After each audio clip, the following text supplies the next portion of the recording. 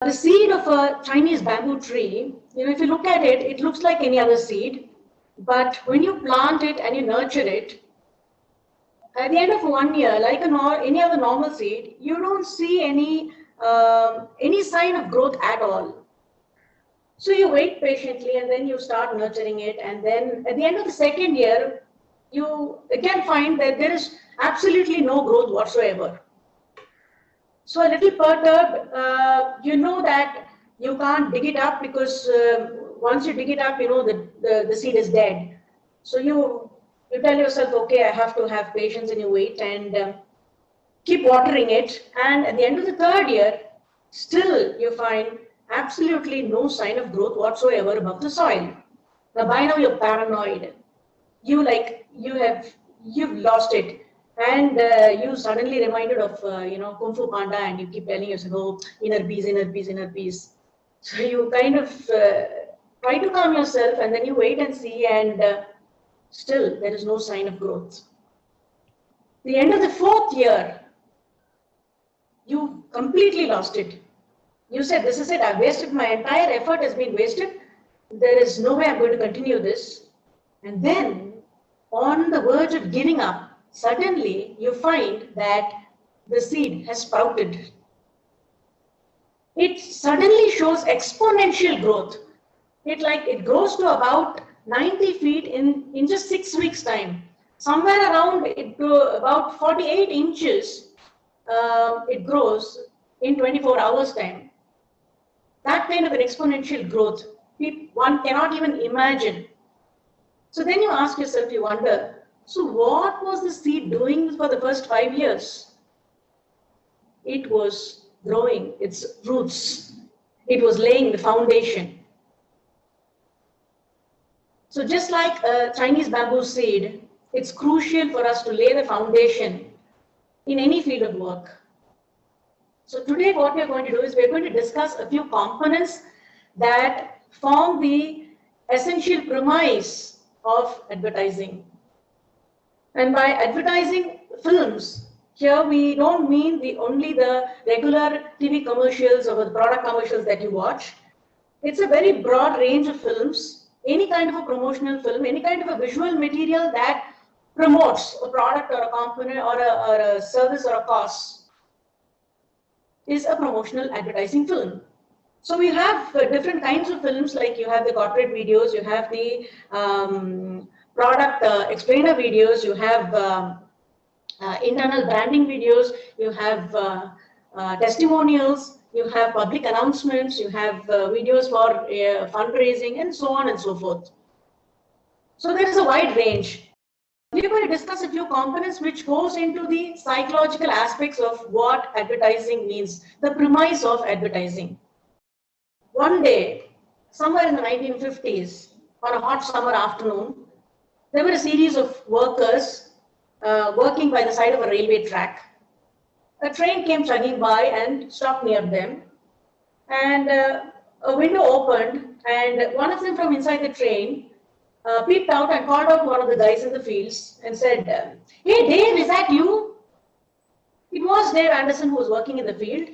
So he looked up and he was surprised to see his friend, long-time friend, Jim Murphy, call out, and he said, "Jim? Yes, Jim, wow, what a long time it's been." So Jim Murphy, who was sitting inside the train, called out to Dave Anderson, who was in the field, and asked him to come and join him in his compartment for a while.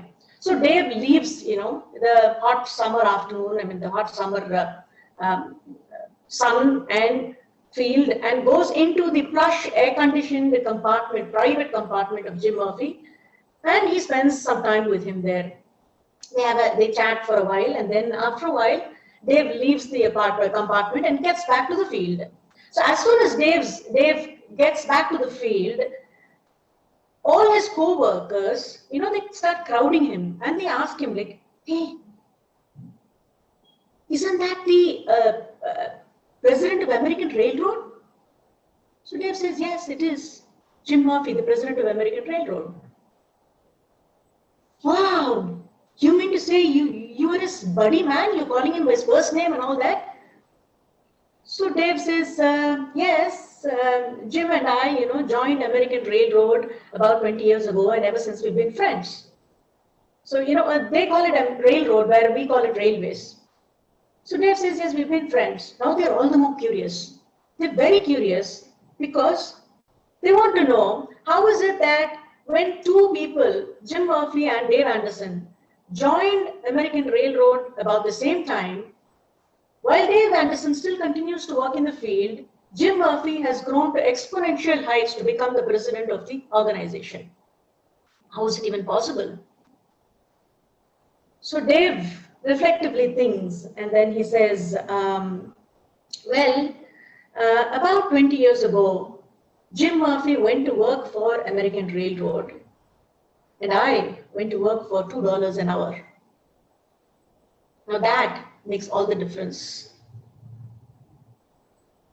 Millions of us, we work, we, pledge our lives, we lose a part of our identities to those huge corporates. We go for work. Only some of us actually join by choice.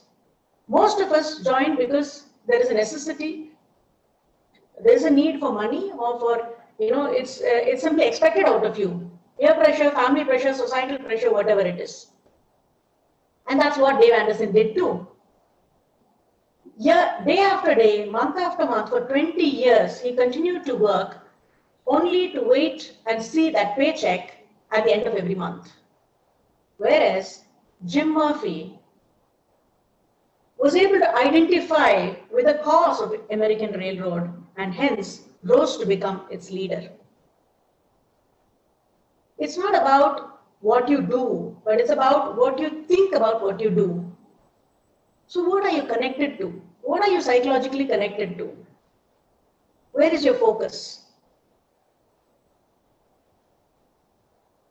If you're able to identify with that work of yours, with that product, with that service, then you will be able to translate that identification through a visual medium to the audience. So now let's say we have learned to identify, we have become more conscious, and we are identifying ourselves with our work. We are very passionate about what we do. Let's assume that. So now that you are identifying yourself, now, how convinced are you with your product or your service? Like, for example, you are asked to do a TV commercial on a brand of dog food, a high-end brand of dog food, which is, comes in a very beautifully packaged material. But then when you open the package and you empty the contents in a dog's bowl, the dog comes near it and it sniffs and just turns its head and walks away. The dog is just not interested in even touching it. So no matter how much effort you do to create an advertisement, the product will not sell. Why? Because dogs don't watch advertisements. They want the food. So it's about trying to act with a little conviction about your product or your service. So if you're not really convinced about what you're selling, then I think you shouldn't sell it. Personally, I can tell you that a long time back, we were offered, a company, our organization, Krishnaswamy Associates, was offered a contract to do an advertisement for cigarettes. But as a policy, we thought we didn't want to get associated with it because we thought we didn't want to promote something which was against health. So we decided not to do it. So now if you ask me, did someone else do it? Did that get released? Yes, someone else got the contract. That came out beautifully well and it got released. But had we taken up something which we didn't totally agree with, I'm sure it wouldn't have come out well. So the point is, are you convinced with what you're selling? Are you convinced? Then you will be able to translate that conviction of yours into the visual medium to the audience. Now there was a question one of you had asked. I think her name was Srinidhi from Sathyabama University. The question was how to make a small product appear attractive. Now, it's not a question of whether the product is small or big. It's whether it because of its packaging or because of its importance or because of its pricing or whatever. It's a question of how do you value the product? Of what value is the product to you? I can narrate another incident for you to understand what I mean by valuing the product. About 1 lakh spectators were, lined up in a street, ready to greet the president-elect, who was going in an open carriage, waving out his hand. So, as the president-elect, Abraham Lincoln, walked into the Senate to deliver his inaugural address as the President of the United States of America, one aristocratic man got up from the audience and shouted, "Mr. Lincoln, I hope you remember your father has made shoes for my family." There was a ruffle throughout the auditorium. There was so much of sarcastic laughter. People thought, oh yeah, here is a man who's made a fool of Lincoln. But Lincoln was unshaken. Now, he didn't go through all that, so many failures in life in vain. Here he was standing rock-like with his ideals. With penetrating gaze, he looked at the man and he said, "Yes, sir. I know my father made shoes for your family and perhaps many other families here. So tell me, sir, do you have any complaints about the shoes that my father made? Because I know how to make shoes and I can make shoes for you too. But as far as I know, there were no complaints about my father's shoes because to him, they were not just shoes. To him, it was a piece of art. He had poured his soul and heart into it. He was a creator, he was a genius, and I'm proud of my father." The entire Senate was dumbstruck. Here was a man, the entire gathering was like, ridiculing him, trying to put him down, and he stood there rock-like. And in just a matter of few minutes, he made shoemaking, look in a completely different way.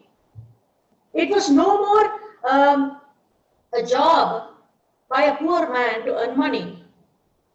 It was a product of art.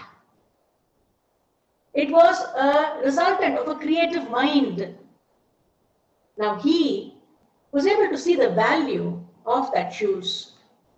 So he was able to translate that value to his audience. Now that's what I mean by, do you understand? Are you able to imbibe the value of that product, of that service, of that cause that you are trying to promote? If so, then only you will be able to translate that into the visual medium for the viewers. Now there is a paradoxical situation. A series of experiments were conducted, psychological experiments, by a social psychologist by name Solomon Asch. The experiments were called Asch conformity experiments. Now he wanted to study the way an individual reacts or the way an individual is influenced by a group. And then he found out through a series of trials that an individual would go to any extent to even, give a wrong answer, even when he knew he was right, just in order to follow the majority view, because he doesn't want to be looked at as, being strange or peculiar. Now, this is what we call herd mentality. And this herd mentality is the premise on which advertising is built. So normally what you think, so here is, people follow herd mentality. So here is a product and you're making an ad film. So you'll have to reach out to millions. So we call it mass media communication. Communication from one to many. But you'll be surprised that it's not so. It's totally the opposite actually. As Fairfax Cohn, the former director of the Advertising Association of American Agencies, American Association of Advertising Agencies, now he He said it very beautifully. He said, there is no such thing as a mass mind. Mass mind is all about individuals. So a great advertisement is written for one individual from one individual. So if you try to communicate to the millions out there, then your advertisement would never appeal. So it's like paradoxical, because we call this mass communication, it's a mass medium. So people think that it is communication from one to many, but in actuality, it is to be communication from an individual to an individual. It's not a mass communication. So what happens is, you find, you pick out a handful of those influencers and you try to empower them, or you try to communicate to the handful of influencers, and they in turn influence a whole group of people around them. It seems like mass, but it is actually a direct communication from one to another. So how does this emotional empowerment actually happen? Emotional empowerment happens by a psychological phenomenon called association of ideas. So in humans, we tend to, form clusters of memories. So we experience faces, we experience places, incidents, and several other things, and we try to club it, or we try to associate it with memories of similar nature from our past. So we form clusters, and this association of ideas is what helps in emotional empowerment. So I can illustrate this with an example. This is a short film of mine, which won the Cannes International Award. This is a promotional film which was meant as a fundraiser for the Dr. M.G.R. Janaki Home of Hearing Impaired Children.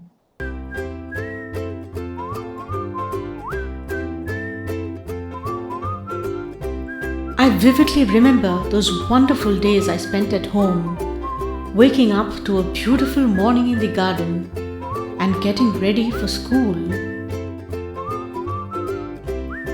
Well, they call it a hostel, but to me, it was home.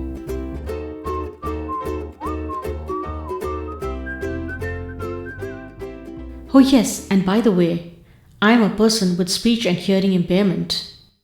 I believe my parents abandoned me in a railway compartment when they came to know that I could neither hear nor speak. A police inspector found me and brought me here.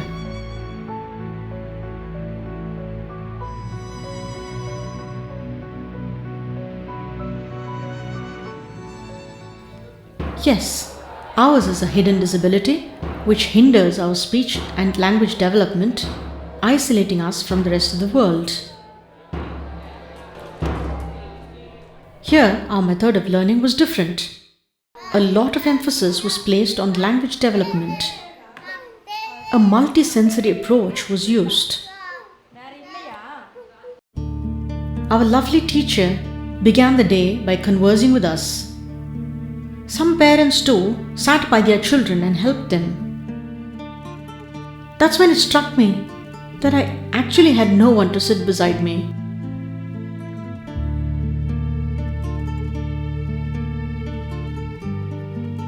Finding me brooding alone, our darling principal, Latha ma'am, would often talk to me to make me feel at home.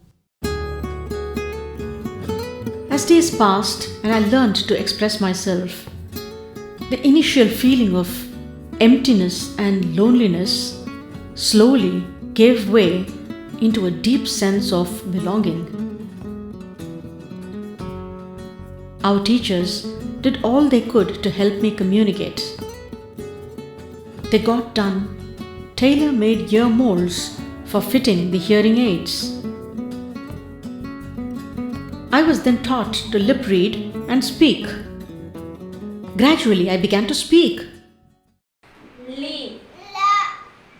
Lee. Papa. We had experts come and conduct an audiometry test. where they would give us a sound and we would respond. Slowly, I began to learn the language through visuals, reading, and writing. I grew up into a confident teenager, quite at peace with myself.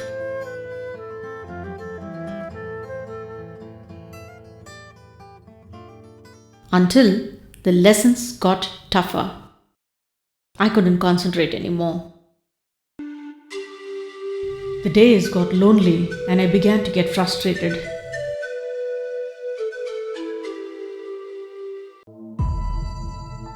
One day, my teacher could take it no more and reported about me to Latha ma'am.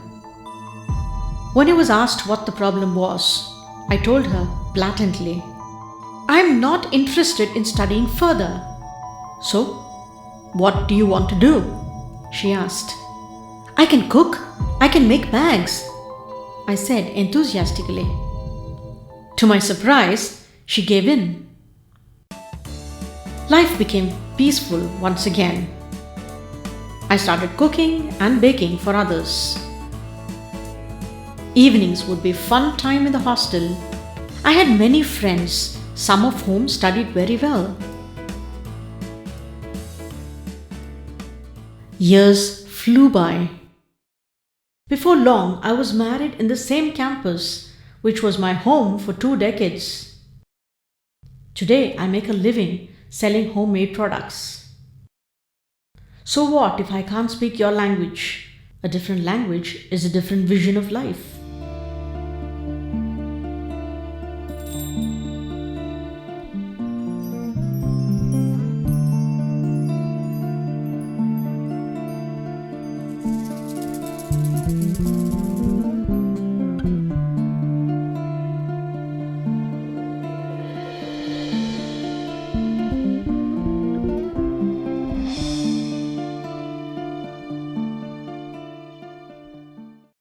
The success of a film is not really what kind of camera that you use or what lighting you use or high-end equipment, high-end edit software.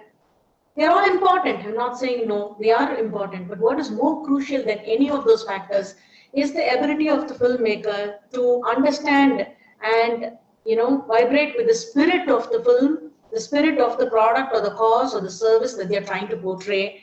And that's when they'll be able to transfer this feeling, this emotion to a visual medium. I'm reminded of one of my very favorite films, Enter the Dragon. I've seen it umpteen number of times, and I'm sure many of you would have also. So if you remember, the first few scenes of Enter the Dragon, Bruce Lee's master would ask him, so what is the highest technique you would like to achieve? And Bruce Lee would promptly say, no technique. So that's what you're trying to say. There is something much beyond the techniques. Techniques are important to understand a medium. But when you're trying to express yourself, whether it's an art form or whether it's a film or in whatever form, a form of expression, then you don't get constrained by your techniques. You allow your imagination, you allow your creativity to flow freely. That's not the time to, see that I'm following 1, 2, 3, 4, this day. These are the techniques I'm trying to use. So the ideal is to go beyond techniques and flow freely with your creativity. Now, research shows that 10% of what we hear, we remember and retain. 20% of what we read, we remember and retain.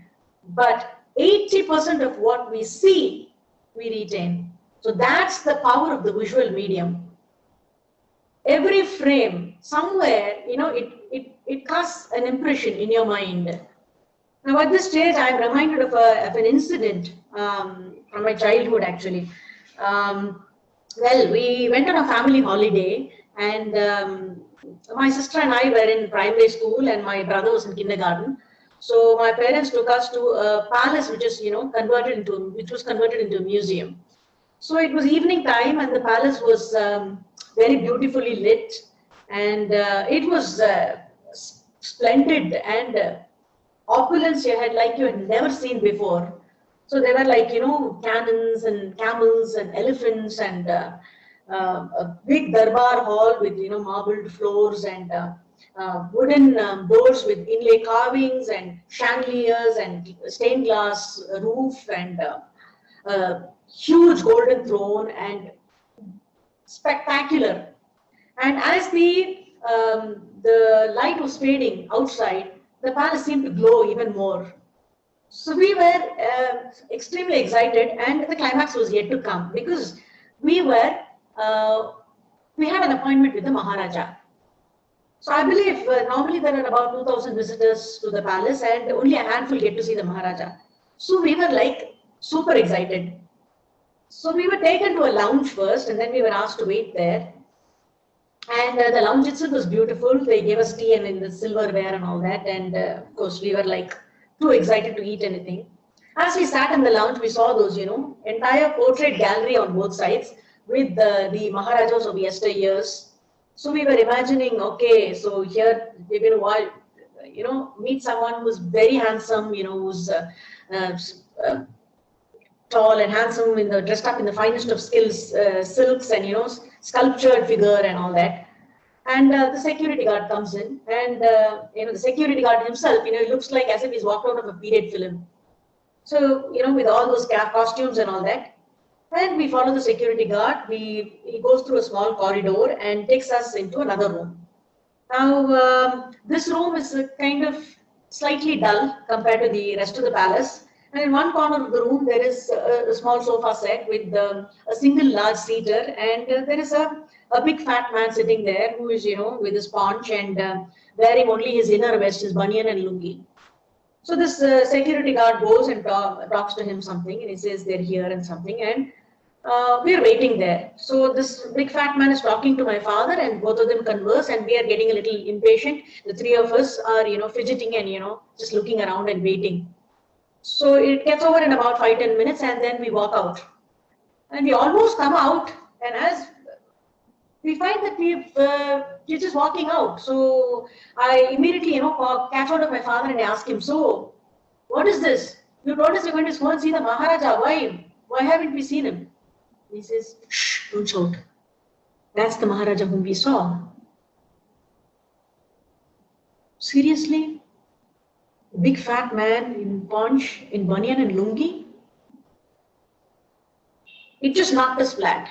We couldn't believe it. So we told him like, no, you've cheated us. This is not fair. He said, no, let's talk outside. This is it. That image, that experience stuck to my mind so much. It made such a deep impact that years later, even today, I don't get carried away by just what I see. The visual medium is so powerful. You have no idea. Every frame, somewhere during the year, somewhere what you see, it just imprints. It makes such a deep impact on you that years later, you get associated with that. Some other experience, you get associated with that. I'll explain. See, for instance, the first years back when I was, in school and college, we watched Jaws. One of those first films with sharks. I don't know about you, but ever since I watched that, for about at least 6 months, I refused to go to the beach and keep my feet in the water. That image of the shark coming directly at you was so prominent. Same way, films like horror films. I don't watch horror films. Why? Because to me, I'm a very visual person. I remember everything visually so much. So one of those very few films that I watched, this was a Hindi film, I think, and the heroine was sitting here and there was a television in front, and just near the television there is a mirror. So as she's watching television eating popcorn, there is a black image that just crosses like this, and she sees it in the mirror. I was freaked out. So ever since, I immediately went and shifted my television to another position, and whenever I go to sleep in the night, I cover my mirror with a dupatta. It's very embarrassing, but it's the truth. So I stopped watching horror films because I thought it makes a huge impact. I know many of you might have, felt it, that night when you're alone at home and the curtain flies or just a small creaking noise in the door, and then you're immediately reminded of paranormal activity. And even the other film, the film on Sixth Sense. So there, that little boy who, who gets locked up in a wardrobe and he comes out all scratched all over. You won't believe it. Even today, before I go to sleep, I go and check every wardrobe, every cupboard, every back of the door, and ensure there isn't anyone before I go to sleep. It is very embarrassing. My daughter screams at me, but it's a fact. The point is, what I'm trying to say is visual imagery. It just sticks to your mind. It makes a huge impact, and it keeps impacting you, and it keeps, you get ideas get associated with those images. So it's very crucial what you're presenting in that little film of yours. Every frame is like a story. If you are a solo worker who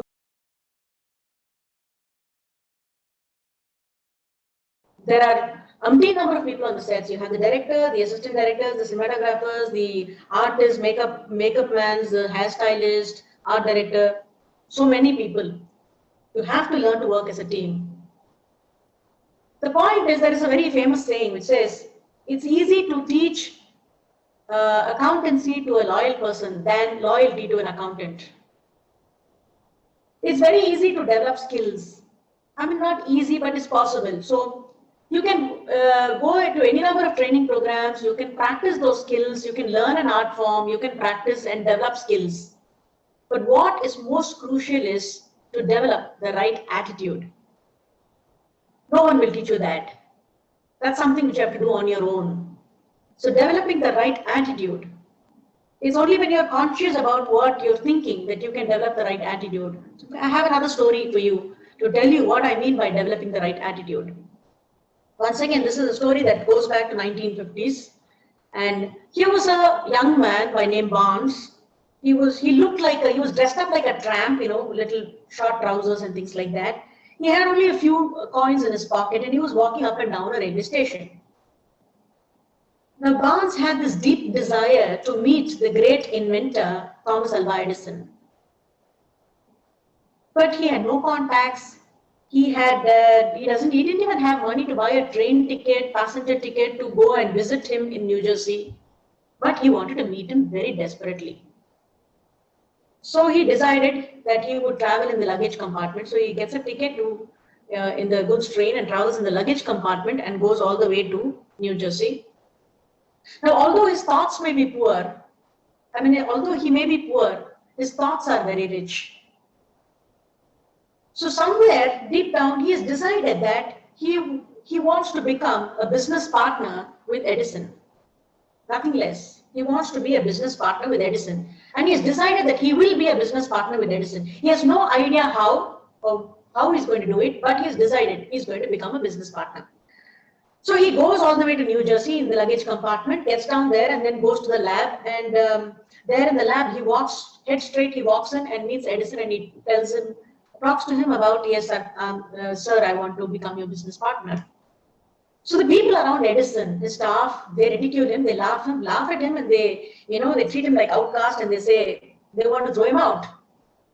But Edison is able to perceive the drive, the passion about this man, and he's willing to give him a chance because somewhere Edison feels that he may be useful in the growth of his company.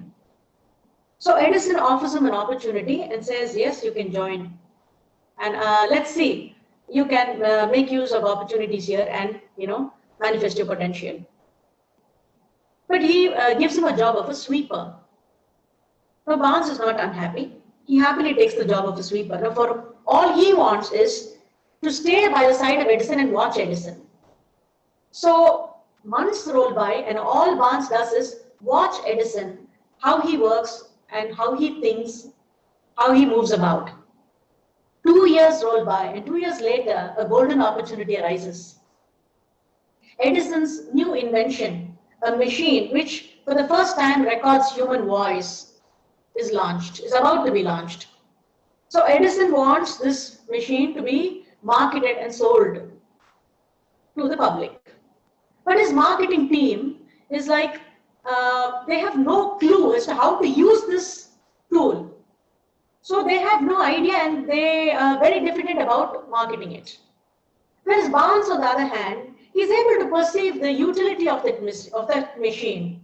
Now he is able to perceive, he thinks that, so here is a machine which can record a voice. So yes, this will be very useful to, thousands of business executives who can record their thoughts into this in their own convenient time, and much later, the stenographer can hear it and play and type it.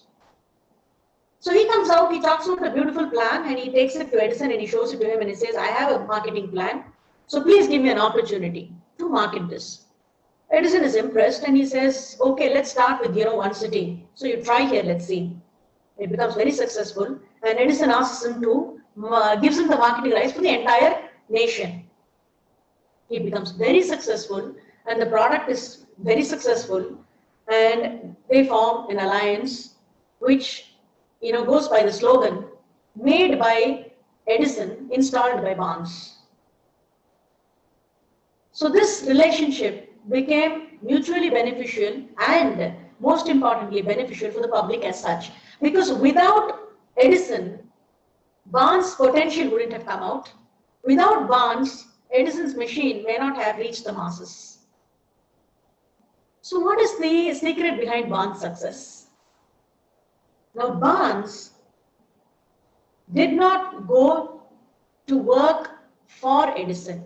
He went to work with Edison.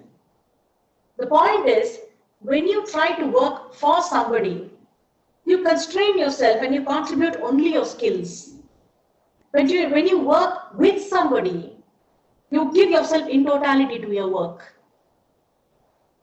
That is crucial. And we hope that at least, most people, either in the team or in the corporate or the organization, are people who are working with you and not for you. So as a director, you're open to suggestions. You want people to suggest. Now it's a different thing whether you take every suggestion or not. It's not practically possible to take every suggestion. But when you're open to suggestions and you allow them to creatively open up and give you suggestions, you are allowing them to think. You are allowing them to contribute. You're allowing them to feel a part of the team. And that is very crucial for teamwork. And that's when a film clicks. Because you have a teamwork where the entire team is putting its, contributing its best in terms of ideas, in terms of physical outputs, in terms of everything to a product or a service. I'm sure all of you know what team really stands for. Together, everybody achieves more. So if you are a solo person, don't even step into this field. If you are a person who is, willing to work in a team, then this is for you. This field is for you. Now let's just go into exploring the USP. So what is the USP? What is it that distinguishes your product or your service from the rest? That is your unique selling point. So you kind of try to understand how to distinguish your product or your service from the rest and take off from there and highlight those so that people can see. So here is a product whose value which is different and it appeals to them. So again, we are going into another small screening which is only about, I think, 1.5 to 2 minutes. This is a film that it's a promotional film which we made for Integral Coach Factory. Now, unlike a traditional, corporate film which highlights achievements, success, the turnovers and the success figures and things like that. Here is a film which actually talks about the work environment, the work culture, the environment in the work area and things like that. And it was hugely successful. It induced a great sense of belonging amongst the staff of ICF. It's more of an internal branding film. So let's take a look at the ICF film which we have done. Our work environment is a mirror of our attitude. Change the environment and attitudes change.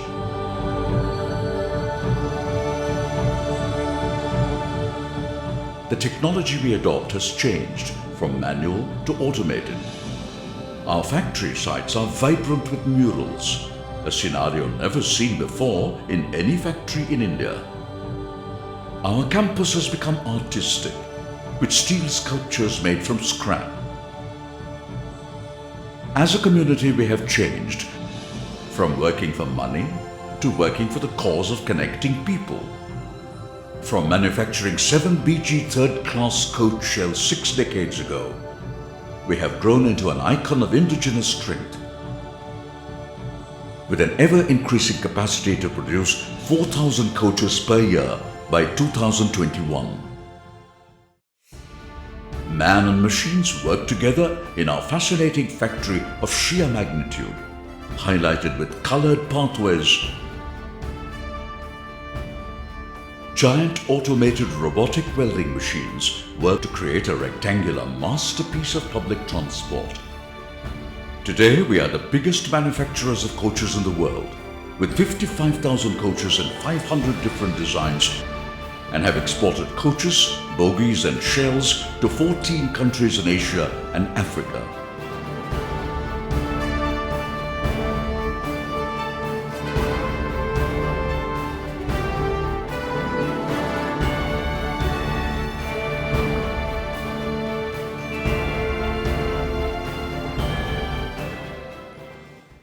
The striving for excellence continues. We are the integral coach factory, where the science of art merges with the art of science.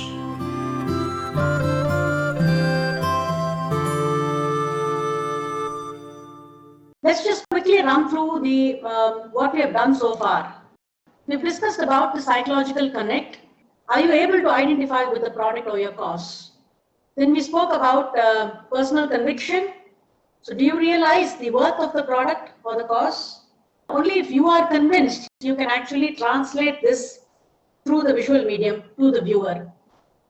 And then we discussed about the paradox of why it's actually called mass communication, but in reality, it is actually communication from one to one. It is individual communication, where you individually communicate to a handpicked few influencers, and they in turn influence a group of people around them. Then we learned about how does emotional empowerment work through the phenomenon of association of ideas, where we associate ideas with experiences from our past to what we see in the present. Then we discussed about how important it is to have content over technique. Techniques are only for trying to understand a medium, but not when you're expressing. You have to go completely beyond techniques and flow with your imagination. Then we discussed about the importance of visual imagery, the power of the visual medium, how 80% of what we see we actually retain. Then we saw the importance of teamwork, how it's important that every individual co-creates the film together. And then we spoke about exploring the USP. What is the unique selling point that actually should be highlighted? Good afternoon, madam. Hi, Ritu. Yeah, my name is Ritu. I work as an assistant professor in Garden City University, Bangalore. My question is, how much color influenced in the advertisement? What you associate to a particular color is very personal. But still, color is very important. Color is important in the same that sometimes you give an entire film goes through a particular color tone. For instance, you have a Devdas or something like, or that period film where only shades of brown are used throughout the film in order to bring a particular mood of time period to it. So it depends on what you want to portray. If it's an old period film, you go by that color tone, a specific color tone, or if you want something which is it's a dark film or a horror film, you go by dark shades. If you want a village subject, you go by bright colors, because people in the village want to see they want a higher saturation of color. So you'll have to study about those colors and then go accordingly. Good afternoon, ma'am. My name is Pranav Burman, and I am from Bangalore, ma'am. Nowadays, most of the companies want short advertisement because of this YouTube and all, ma'am. Mostly they give only 5 to 10 second time to show the advertisement. So, ma'am, in that short period of time, how can we get the inspiration to make a short or innovative advertisement, ma'am, which can attract the people not to skip that advertisement. When you start off an advertising campaign, you start with a longer version, and for a certain period of time, you run the longer version. And after it has, got into the minds of people, it's mind share basically. So after it is, got into the minds and it's gained a little bit of popularity, they reduce the length much later, and then it becomes, say, 1 minute becomes 30 seconds, and then 20 seconds much later. So in the beginning, they don't go for only 10 seconds because only 10 seconds, nothing you will remember. Yes, that's the art. You have to try and make yourself appealing in 30 seconds. That's what advertising is all about. So you don't go about saying everything about a product. You can't learn everything about that particular company or a product or the service. The technique is that you highlight one particular point for 30 seconds. Then that one point sticks. Maybe you have one particular thing say it's a shampoo, and then you want to say, okay, this shampoo is very mild. It's like, for a child, it can be used. You just hold on to that. And then for a couple of months, only that. And then later on, when you want to review the ad, then you can change it to another point that you want to highlight. This is only one at a time. You can't really stuff in all the things that you want to say. And beyond that, yes, people would skip. There's nothing that can be done about it. And the USP point you said. Yeah? Ma'am, during your session, you said one term, USP. Yes. That's the same thing, ma'am. The unique selling point and... Yes. Yeah. You highlight only one unique selling point. Even if sometimes your product or service may have many, you highlight only one at a time, because in 30 seconds, you can do only one. Sometimes the client doesn't understand that, but you'll have to try and explain to him and tell him 1 point in 30 seconds itself is quite a bit. So you can't add 2 or 3 points at a time, or stuff it into 130 seconds. I'm Vaishnavi Rajakumar from Malaysia. So here I have a question to ask you. In your opinion, could you please briefly explain the impact of advertisement on customers' loyalty towards a brand? Thank you. I would say it's mixed, because today we have a very different scenario. Earlier on, maybe you could say that somebody who's been using, Horlicks or something like Woodward's Grey Powder, like you are with it for generations to come. But sometimes you have so many different brands now, and you have so many different avenues.